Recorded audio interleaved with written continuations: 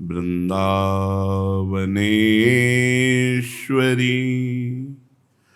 तवैव पदारविन्दम्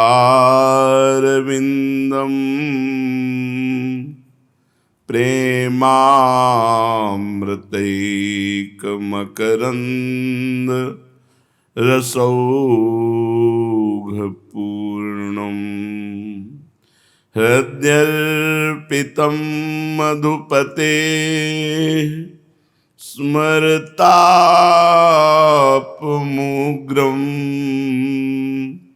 निर्वापयत् परमशीतलमाश्रयामि परमशीतलमाश्रयामि।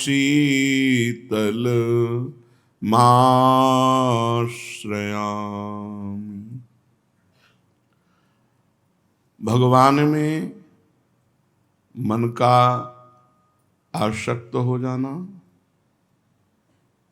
भगवान में ही अनन्य आश्रय हो जाना, भगवान से ही केवल संबंध हो जाना, ये जीव की पूर्णता है।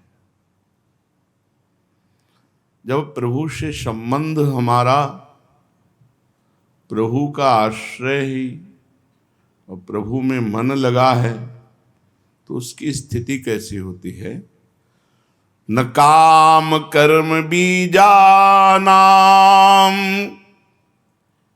यस्य चेतसि संभवः वासुदेवैकनिलयः स वै भागवतोत्तमः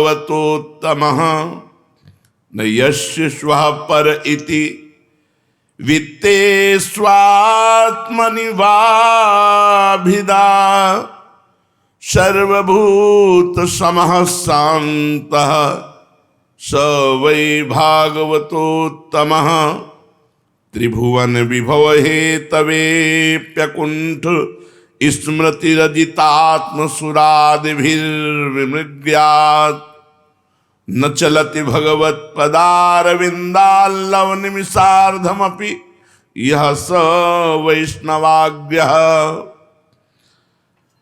विसृजति हृदयं न यस्य साक्षात् हरिरवसाभिहितोऽप्यघौघनाशः प्रणयरसनया धृतांगी पद्मो सा भवति भागवत प्रधान उक्तः। वो महाभागवत हो जाता है जो भगवान के मन वाला, भगवान के ही आश्रय में और भगवान से ही संबंध रखता है। उसकी स्थिति क्या होती है? तो बोले ना काम कर्म बीजा नाम यस्य चेतस्य संभवा वासुदेवैक निलयः सा वै भागवतोत्तमा। चित्त में कोई सांसारिक कामना ही उदय न हो, इतना नाम जप। मन पंग हो गया है, सोचने की सामर्थ्य नहीं रह गई, संसार की तरफ सोचने की सामर्थ्य नहीं रह गई। आप लोग अंतराय रखते हैं भजन में, इसलिए आपकी सोच की सामर्थ्य है। नहीं छोड़ दो, एक मिनट छोड़ो, वो डूब गया। कहाँ? संसार में नहीं, प्रभु के नाम में डूब गया। उसको घसीट के, जैसे किसी को जगा के, फिर ये सब प्रवचन और सब, चित्त में कुछ और स्मरण ही नहीं। इतना अभ्यास किया भजन का। न काम कर्म बीजा नाम यस्य चेतस्य संभवा, ये भजन से होगा। ये प्रवचन केवल करने से और सुनने से नहीं होगा, ये निरंतर नाम जप करने से होगा। जिसके चित्त में कामना और कामनाकृत कर्म और कर्मकृत कामना, ये सिस्टम ही खत्म हो जाता है।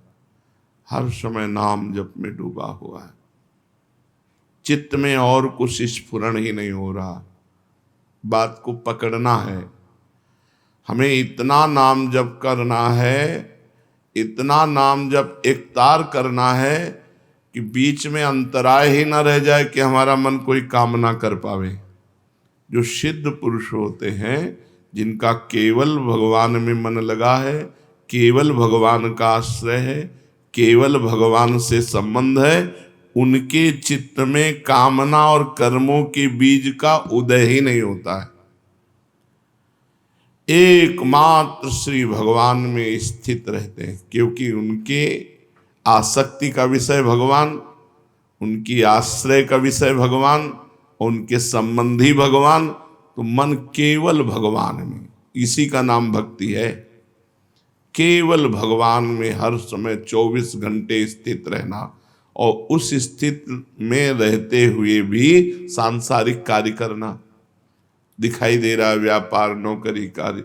महाराज अम्बरीश चक्रवर्ती सम्राट हैं, परम ज्ञानी जनक जी राजा हैं। बड़े बड़े महापुरुषों ने ज्ञान योग, भक्ति योग, कर्म योग, इन सब योगों को संसार में करते हुए, प्राप्त करते हुए दिखाया। प्राप्त स्थिति में भी संसार के कार्य करते हुए। कोई ऐसा न समझे कि ऐसी स्थिति में नौकरी नहीं हो सकती, व्यापार नहीं हो सकता, किसानी नहीं हो सकती, घर गृहस्थी के कार्य नहीं हो सकते। नहीं, भगवान वो सामर्थ्य देते हैं। कर तुम अकर तुम अन्यथा कर तुम, सर्व सामर्थ्यशाली भगवान अपने चिंतन करने वाले को, अपने आश्रित को, अपने संबंधी को इतना बल देते हैं कि जो कार्य है वो बिल्कुल सम्यक रूप से ऐसे ही होगा, और वैसा होते हुए भी वो करता नहीं है, उसके अंदर कोई कामना नहीं। ये भजन से समझ में आएगा, ऐसे नहीं समझ में आएगा, क्योंकि हर समय कामनाओं में ही विचरण करते रहते हो। देखो ना, हर समय कल्पना, मनोराज्य, भूत भविष्य का चिंतन, वस्तु व्यक्ति स्थान का चिंतन, भगवत चिंतन कहाँ है? अभी आसक्ति भगवान से थोड़ी है। तो भजन, सार बात भजन। जिसकी दृष्टि में शरीर से अपनापन नहीं रह गया, इतना भजन। धन से प्रियता नहीं रह गई, ना अपना न पराया। न शरीर से प्रियता है अपने, न पराए। न अपने धन से प्रियता है, न पराए धन पर नजर है। ये भक्त की कसौटी है। ये शरीर तुम नहीं हो, कुछ ही क्षणों में अभी छूट जाए तो घंटा पूरा होगा और ये केसी घाट में जलने के लिए पहुंच जाएगा। जिस शरीर से इतना प्यार करके भगवान की इस दुर्लभ भक्ति को प्राप्त करने के लिए हम प्रमाद कर रहे हैं, जिस शरीर को अपना मानकर यही शरीर अभी भगवान अंतर्ध्यान हो जाए तो इस शरीर को अभी 1 घंटा 2 घंटा में राख में परिणित बना देखोगे कि जलाकर राख कर दिया गया। तो अपने शरीर में और पराये शरीर में, जो हम इनसे प्यार करते हैं, हमारा इनसे लगाव है, ये दोनों नाशवान हैं। तो जो ना अपने शरीर से प्यार करता है, न पराये शरीर से प्यार करता है, ना अपने धन से प्यार करता है, न पराये धन से प्यार करता है। प्यार नहीं है, पर धन को तिजोरी में ही रखेगा, खर्चा यथोचित ही करेगा, लेकिन उसे प्यार नहीं। परिवार में सबसे बर्ताव प्रेम का करेगा, सबको, जिससे भाई बंधु पिता माता सबसे, लेकिन संबंध किसी से नहीं, केवल भगवान से। ये कला भक्ति में आती है। तो जिसकी दृष्टि में अपने शरीर, पराये शरीर, अपने धन, पराये धन, इसका भाव मिट जाता है। ये भजन से मिटता है।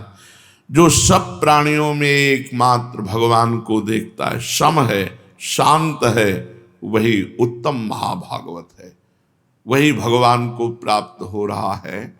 जिसके अंदर कामना नहीं है, कामनाकृत कर्म नहीं है, जो एकमात्र भगवान के आश्रय है, और जिसका अपने शरीर से प्रेम नहीं, दूसरों के शरीरों से अपनापन नहीं, अपने धन से कोई प्रेम नहीं, एकमात्र भगवान के नाम में प्रेम। और कैसा नाम में प्रेम कि जिस लक्ष्मी जी को देवता लोग अभी तक ढूंढ रहे हैं, अर्थात देवता भी जिन लक्ष्मी जी की चरण सानिध्य को प्राप्त करना चाहते हैं,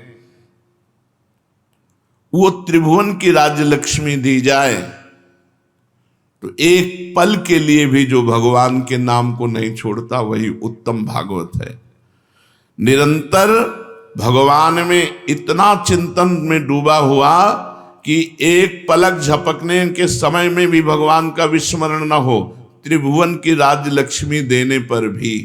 जिन्होंने अपने मन इंद्रियों को वश में नहीं कर पाया है, उन देवताओं के लिए भी जो अभी ढूंढने की वस्तु है, भगवान के उन चरण कमलों से त्रिलोकी की संपत्ति के लिए, जो आधे निमेष के लिए भी अलग नहीं होते। लो त्रिभुवन की संपत्ति, और भूल जाओ भगवान को पलक झपकने के समय को, तो वो भक्त राजी नहीं होगा। उसे वैष्णव कहते हैं। जो विवशता पूर्वक जिनका नाम पुकार दे, राधा, हरि, गोविंद, तो सारे पापों का नाश कर देते हैं। ऐसे भगवान को जो अपने प्रेम संबंध से, प्रेम रूपी रस्सी से बांधकर अपने हृदय में रखते हैं, और एक हृदय ऐसा महल बन जाता है जहां से भगवान कभी एक क्षण के लिए नहीं छूटते, वो भगवान का महाभागवत है। महाभागवत कौन? जो इस तरह भगवान के भजन में लगा है, ना अपने शरीर की चिंता, ना पराये शरीर की चिंता, ना अपने धन की चिंता, ना किसी और के धन की चिंता, ना कोई कामना, ना कोई कामनाकृत कर्म। और हो सब रहा है लेकिन कामनाकृत नहीं, भगवत प्रेरित कर्म हो रहा है। जो त्रिभुवन की राज्य लक्ष्मी देने पर भी आधे पल के लिए भगवान का स्मरण नहीं छोड़ता। एकमात्र भगवान का आश्रय, और जिनका भूल से कोई नाम पुकार दे तो सर्व पाप नष्ट हो जाते हैं। ऐसे भगवान के नाम का निरंतर जप करके प्रेम रस्सी से भगवान को अपने हृदय में बांध लिया, वो महाभागवत है।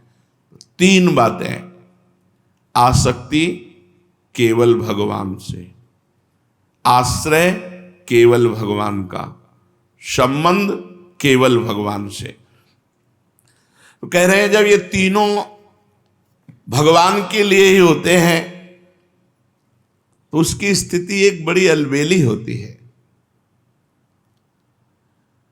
उसके हृदय में दैन्यता रहती है, किसी साधन का अभिमान नहीं रहता, और उस दैन्यता में प्रभु से पुकारता रहता है बीच में, नाथ मैं जैसा भी हूं आपका हूं।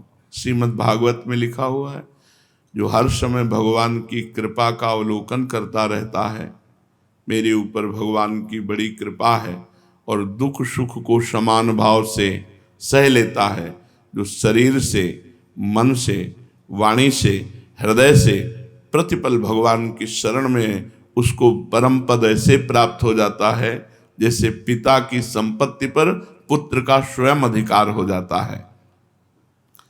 गोस्वामी तुलसीदास जी महाराज एक भाव में कहते हैं कि जोग ना विराग जप, जाग तप त्याग व्रत, तीरथ न धर्म जानो वेद विधि किमि है, तुलसी सो पोछना भयो है, नहीं हुए है कहूं।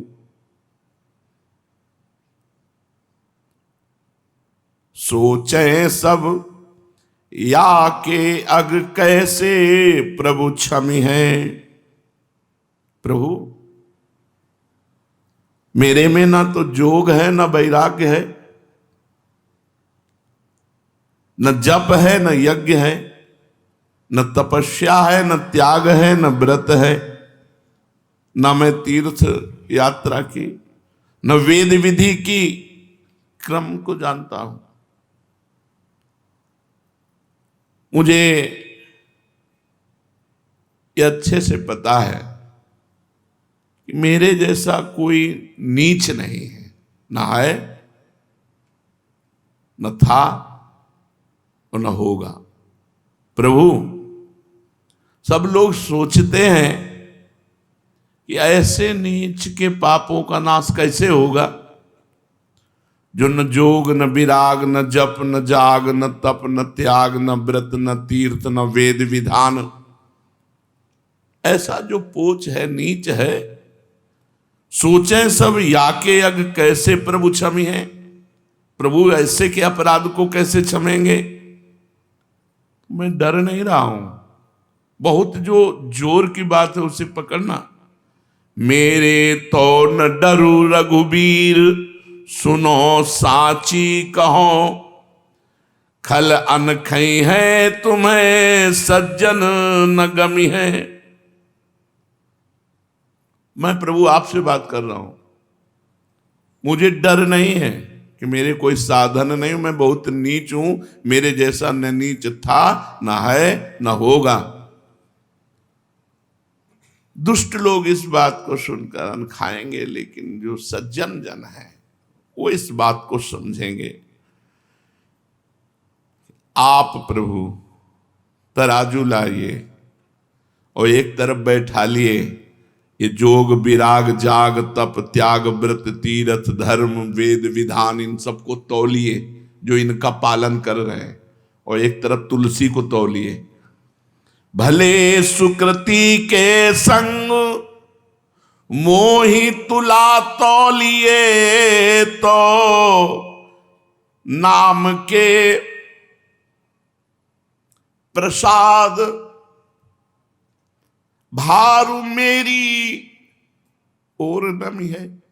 यदि हे रघुवीर स्वयं आप तौलने वाले बने और एक तरफ इनको बैठा लिए, तपस्वी त्यागी तीर्थ धर्म वेद विधान व्रत अनुष्ठान करने वालों को, और एक तरफ मुझ नीच तुलसी को बैठा लिए, तो मैं प्रभु आपसे कहता हूं तराजू मेरी तरफ झुकेगा, मेरा भार होगा। क्यों? क्योंकि मैं केवल नाम का सहारा लिए हूं। ये बात समझना है, केवल नाम। रात दिन भगवान के भजन में जिसका बीतता है, इस कोटि से ना अपने शरीर की परवाह, न दूसरे शरीर की परवाह, कोई चिंता नहीं, न कर्म की न धर्म की, हर समय निरंतर नाम चल रहा है।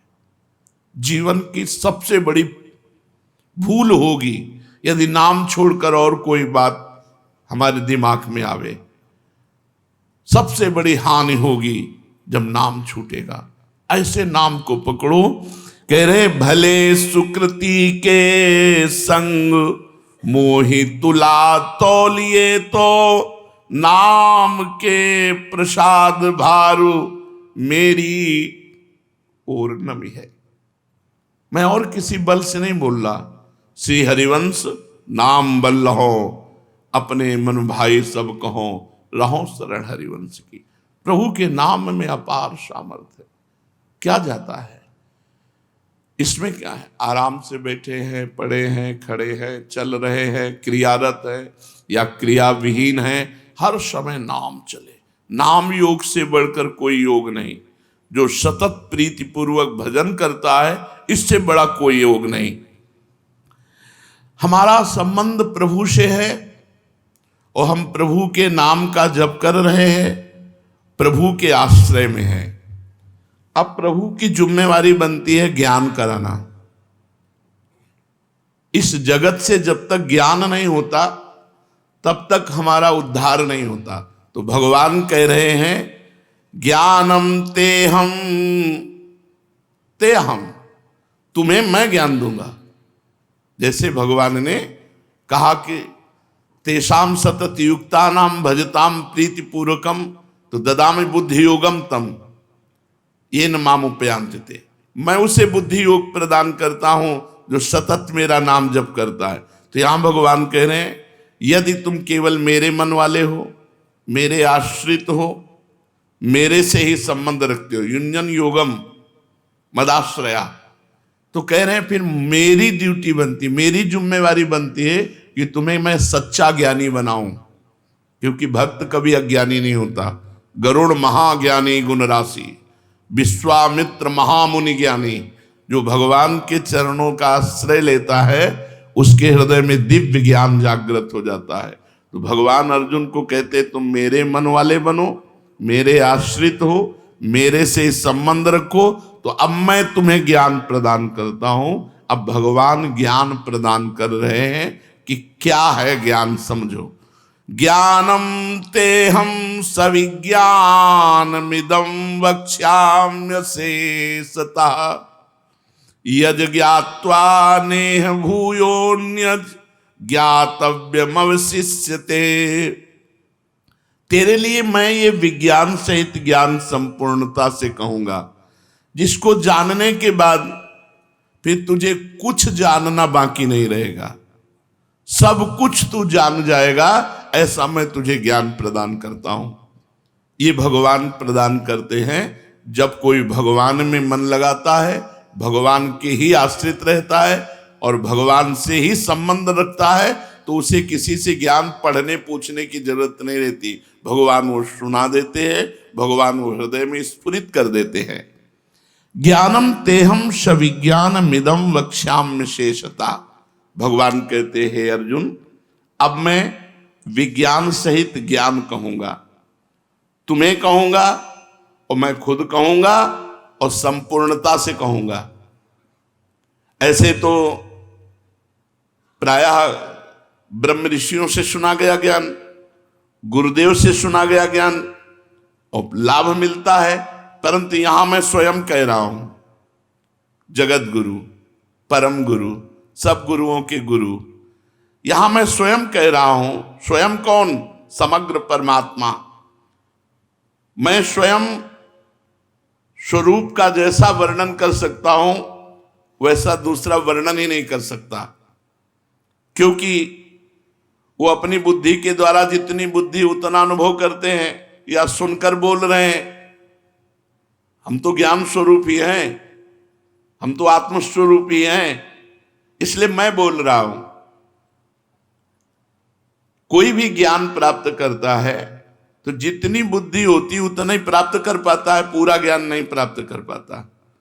पूरा इसलिए कह दिया जाता है कि उसकी बुद्धि इतनी है, इसलिए उसको पूरा ज्ञान हो गया, लेकिन ज्ञान अनंत है। उस महिमा अनंत भगवान की कोई पार नहीं पार पाया।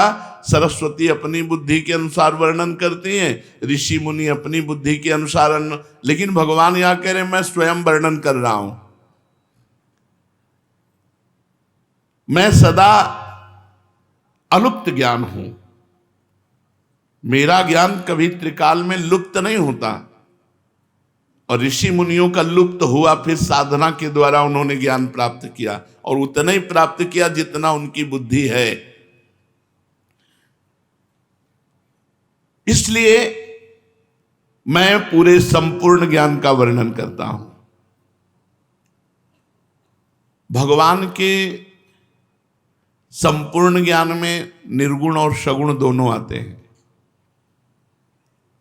तत्व रूप और लीलावतार रूप। तत्व रूप भगवान निराकार स्वरूप सर्वत्र विराजमान है, लेकिन साकार स्वरूप वृंदावनम न परित्यज्य पादमेकम न गच्छति। तो निर्गुण रूप सुलभ अति सगुण जान नहीं कोई, सुगम अगम नाना चरित सुनि मुनि मन भ्रम होई। सगुण भगवान का जो प्रभाव है, ऐश्वर्य है, ये अनंत है, इसलिए कोई नहीं आज तक जान पाया।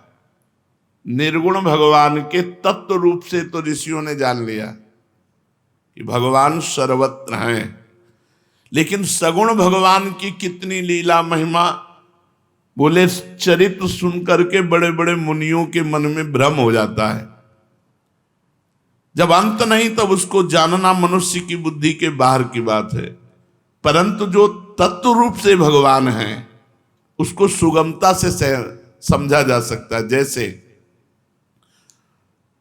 सोना समझ लिया, लेकिन गहने लाखों बन सकते हैं, करोड़ों बन सकते हैं, हजारों अनंत बन सकते हैं। ऐसे सोना है भगवान और उनकी लीला विभूतियां वैभव अनंत, कोई पार नहीं पा सकता। तो सोना है तत्व, तत्व रूप से जान लिया, सोने को जान लिया तो सब गहनों को जान लिया अपने आप। गहने जानने चलोगे तो बड़ा विस्तार है, क्या क्या बनता है सोने का, कितने गहने बनते हैं। तो तत्व रूप से भगवान को जाना जा सकता है। लेकिन अवतार भगवान की, विभूतियां भगवान की, लीला भगवान की, चरित्र भगवान की, बातें भगवान की कोई नहीं पार पा सकता। अब ये तत्व रूप से कैसे हो सकता है?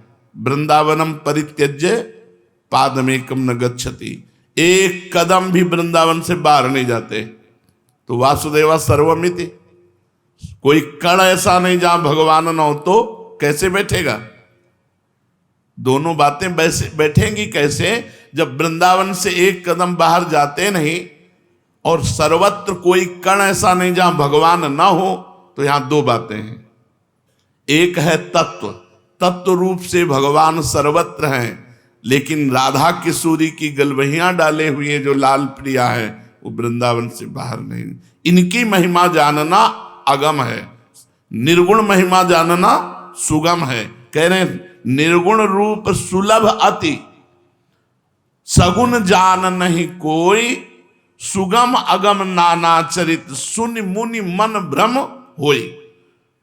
इतना भ्रम हो जाता है, तत्व रूप से नहीं। तत्व रूप में भ्रम का प्रवेश नहीं होता, तत्व ज्ञानी को भ्रम नहीं होता। लेकिन अवतार चरित्र लीला सगुण रूप में बड़ा भारी भ्रम हो जाता है। कैसे? जैसे स्वयं जितनी भी बुद्धि सृष्टि में है तो सबकी बुद्धि की अधिष्ठात्री देवी हैं मां भगवती। या देवी सर्वभूतेषु बुद्धि रूपेण संस्थिता, नमस्तस्यै नमस्तस्यै नमस्तस्यै नमो नमः। वही देवी जो सबकी बुद्धि के आधार हैं, जब राम जी को देखा कि हे खग हे मृग हे मधुकर श्रेणी, तुम देखी सीता मृग नयनी। हे खग मृग, हे पशु पक्षियों, हे वृक्ष लताओं, तुमने कहीं प्राण प्रिय जानकी को देखा? भगवान के अश्रु चल रहे हैं, भगवान विनय से पूछ रहे हैं।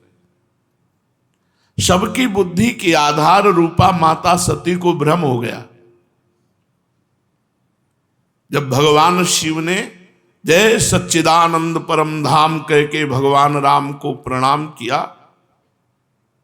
तो सती जी को भ्रम हुआ कि अगर सच्चिदानंद तत्व हैं तो सर्वज्ञ होना चाहिए।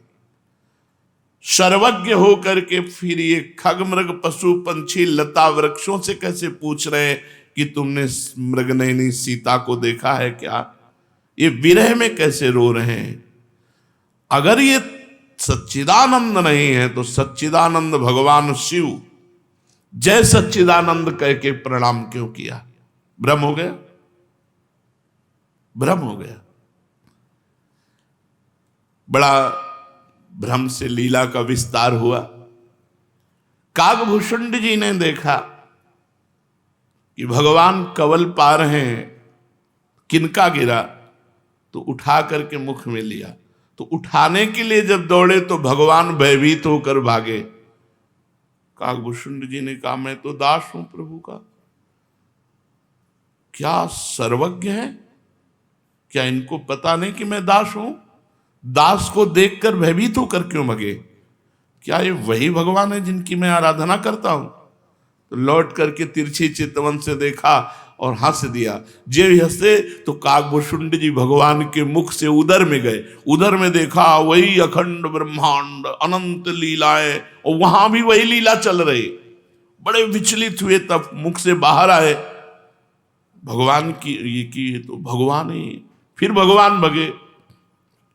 बड़े बड़े मुनियों के मन में इस बात से भ्रम हो जाता है जब भगवान साकार रूप लेकर लीला करते। तभी कह रहे निर्गुण रूप सुलभ अति, सगुण जान नहीं कोई, सुगम अगम नाना चरित, सुनि मुनि मन भ्रम होए। जब भगवान महाभारत का युद्ध कराकर वापस लौट रहे हैं तो उतंक ऋषि के आश्रम में विश्राम करने के लिए गए। तो उतंक ऋषि ने भगवान से कहा कि हे कृष्ण, तुम्हारे रहते हुए कौरवों के वंश का विनाश हो गया, अगर तुम चाहते तो वो बच जाते, तुमने चाह नहीं की, इसलिए तुमने अपराध किया और मैं तुम्हें दंड दूंगा और मैं शाप देता हूं। और जे हाथ में जल लिया तो भगवान ने कहा, ऋषि तुम किसको शाप दे रहे हो जानते हो? देख मेरी तरफ। वो विराट रूप जी भगवान ने दिखाया, कांप गए, जलवल तो अनंत अन्य गिरा, भगवान के चरणों में लोड़े। उन्होंने कहा, क्यों अपनी तपस्या को नष्ट करना चाहता है? देख कहीं तेरा श्राप मुझे स्पर्श कर सकता है।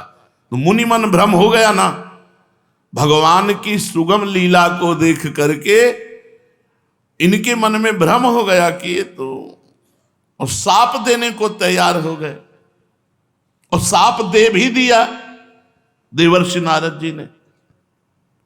जब ब्याह उनका नहीं होने दिया और जिस राजकुमारी से ब्याह होना था स्वयं भगवान वरण करके ले, तो उन्होंने शाप दे दिया। भ्रम हो गया ना। बड़े बड़े मुनियों के भी भ्रम को अब अंदर विस्तार कर दे, ऐसी भगवान की अवतार लीला होती। तो यहां कह रहे कि परमात्मा की संपूर्ण विभूतियों और सामर्थ्य को कोई जान नहीं सकता, परंतु तत्व से उन्हें सब कोई जान सकता है। तत्व से सब कोई जान सकता है, लीला चरित्रों से नहीं। बड़े बड़े मुनियों के मन में भी भ्रम हो जाता है। इसको तो तत्व ज्ञानी तत्व से संपूर्णतया भगवान को जान सकता है। परमात्मा को तत्व से जानने पर, तत्व से समझ लेने पर कोई बाकी नहीं रहता, पर वो पूरा जान लिया है ऐसा नहीं कहा जा सकता। जैसे प्यास लगी है तो छक के जल पिया तो अब हो गया कि हमने जल पी लिया, हम छक गए। तो क्या पूरी सृष्टि का जल पी लिया? क्या तुमने उतना ही जल पिया जितनी तुम्हारी प्यास थी। तो तुम्हारी बुद्धि में जितनी जिज्ञासा थी उतना ही परमात्मा को जाना, संपूर्ण परमात्मा को नहीं। अतः भगवान श्री कृष्ण कह रहे हैं, जो मैं उपदेश कर रहा हूं यदि से तुम सुनोगे तो तुम उस बात को जान जाओगे जिसके बाद कुछ जानना बाकी नहीं रहता। और मैं स्वयं तुम्हें उपदेश कर रहा हूं। संसार भगवान से पैदा होता है, भगवान में ही स्थित रहता है, भगवान में ही लीन हो जाता है। सबके महाकारण भगवान हैं और वो ज्ञान दे रहे हैं। तो भगवान के सिवाय कोई ऐसा ज्ञान अगर ऋषि मुनि भी देता है तो हम श्रद्धा से सुनते हैं, पर वो अनुभव करके बोल रहे हैं और यहां तो स्वयं भगवान बोल रहे हैं। अब इस बात पर हमें विश्वास करना है जो भगवान बोल रहे हैं। भगवान पहले कह रहे हैं कि जो मैं ज्ञान देने जा रहा हूं या जो मेरी शरणागति है, मनुष्याणाम सहस्रेषु कश्चित् यतति सिद्धये यततामपि सिद्धानाम कश्चिन्माम वेति तत्वतः। हजारों मनुष्यों में कोई एक भगवत प्राप्ति के लिए प्रयत्न करता है और प्रयत्न करते हुए उनमें हजारों में कोई एक सिद्ध होता है और उन सिद्धों में कोई एक बिरला ही मुझे तत्व से जान पाता है। उस तत्व का ज्ञान मैं तुम्हें प्रदान करूंगा। भगवत प्राप्ति बड़ी दुर्लभ है। कौन भगवत प्राप्ति चाहता है? रुपया पैसा भोग सामग्री इसी में मगन और मृत्यु आती है। मनुष्य जीवन जो दिव्य मिला था वो खत्म, कुछ नहीं रह गया। मनुष्याणाम सहस्रेषु कश्चित् यतति सिद्धये। हजारों मनुष्य में कोई एक सत्संग सुनता होगा। सुनने वालों में कितने पकड़ते हैं? पकड़ने वालों में चलते कितने हैं? और चलने वालों में कितने लड़खड़ा के गिर जाते हैं और कितने आगे चलते हैं? और उन चलने वालों में सिद्ध कितने होते हैं? और सिद्धों में कोई एक होता है जो तत्व का ज्ञानी होता है। हजारों मनुष्यों में कोई एक धर्मात्मा होता है। हजारों धर्मात्माओं में कोई एक वैराग्यवान होता है। हजारों वैराग्यवानों में कोई एक ज्ञानी होता है, हजारों ज्ञानियों में कोई एक तत्व ज्ञानी होता है, हजारों तत्व ज्ञानियों में कोई एक जीवन मुक्त होता है, हजारों जीवन मुक्तों में कोई एक भगवत प्रेमी महात्मा होता है। ये भगवान पार्वती जी शिव संवाद में है, रामचरितमानस में। यहां भगवान कह रहे हैं मनुष्याणाम सहस्रेषु कश्चित यद्यति सिद्धये। देखो आप लोग कितनी कृपा का मार्ग तय कर चुके। आप अब इस बात में नहीं है कि हजारों में कोई एक सुनने वाला फिर चलने। आप वृंदावन धाम में बैठे, यात्रा आपकी पूर्णता की तरफ जा रही है। आपको पता नहीं, ये लिफ्ट की यात्रा है जिसमें आप बैठे हैं, ये चलने वाली नहीं है। लिफ्ट की यात्रा में बस नंबर आते हैं, अगर नंबर ना हो, अच्छा इसमें नंबर नहीं है, ये गुरु के पास है कि तुम कितने नंबर पे चढ़ गए, ये गुरु जानते, तुम्हें नहीं पता। क्योंकि तुम्हें पता हो जाएगा तो अभिमान हो जाएगा। इसलिए अध्यात्म में नंबर नहीं दिए गए कि आप कौन फ्लोर को क्रॉस कर चुके हैं, ये गुरु बताएगा। ये नंबर गुरु के पास है कि हमारा साधक ये इस ऊंचाई पर पहुंच गया है। और उस साधक से पूछो तो कहेंगे ये तो उनकी मंगलमयी दृष्टि सबके प्रति है। जैसे गोस्वामी जी ने कहा कि मेरे जैसा नीच ना था, ना है, न रहेगा। ये रहता है नंबर। जो भगवत प्राप्ति के मार्ग में अग्रसर होता है उसके हृदय में रहता है ये बात, मेरे जैसा न नीच था, न है, न रहेगा। पर अगर प्रभु आप तौलोगे तो आपके नाम के बल से हम ही ज्यादा मिलेंगे। ये भी बात कह रहे, आपके नाम के बल से हम ही ज्यादा मिलेंगे, ये बात रहती है। ये भगवत मार्ग की ऊंचाई पर आप चढ़े हुए। तो अब ये इन बात नहीं है कि आप इस श्लोक के मनुष्यानाम शास्त्रेषु, कोई हजारों मनुष्यों में एक इस मार्ग में चलता है। तो आप समझो आप चलने पे नहीं हो, आप पहुंचने वाले हो। जीवन की यात्रा आश्रित हो गई। आश्रय जो है, जो भगवत शरणागति है, ये लिफ्ट की यात्रा है। दो मार्ग होते हैं, बगल में सीढ़ी है, अहंकारी को सीढ़ी पे चढ़ाया जाता है। चढ़ो, चढ़ते चढ़ते थक जाता है, फिसल जाता है, हाथ पैर भी टूट सकते हैं। लेकिन लिफ्ट वाला, और ये लिफ्ट अलौकिक है, बिजली जाने पे रुकेगी नहीं। अलौकिक जनरेटर की व्यवस्था अपने आप है, और इसमें बिगड़ने वाली लिफ्ट नहीं है। ये नामे भक्ता प्रणश्यति, करो सदा तिनके रखवारी, जिम भालक राखे मातारी।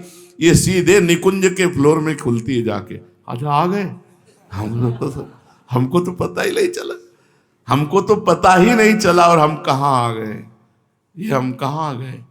वृंदावन धाम। हमको तो पता ही नहीं चला वृंदावन धाम का वास मिल रहा है। कोई छोटी मोटी बात, रात दिन प्रभु की चर्चा, नाम गुण लीला सब सुनने को मिल रही, जबरदस्ती सुनने को मिल रही। मन नहीं, फिर भी बैठो, सुनना पड़ेगा, नियम है, दिनचर्या में बैठना पड़ेगा तुम्हें। तो दिनचर्या में क्या है? चतुरासी जी, सुधा निधि, भागवत चर्चा, नाम कीर्तन, यही दिनचर्या है।